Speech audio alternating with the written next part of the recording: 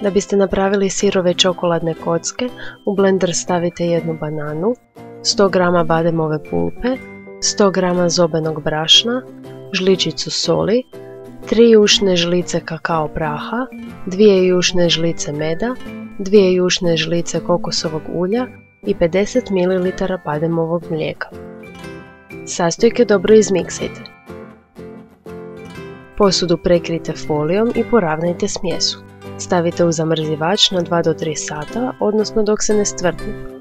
Zatim izrežite na kockice, a ono što nećete pojesti vratite natrag u zamrzivač. Dobar tek!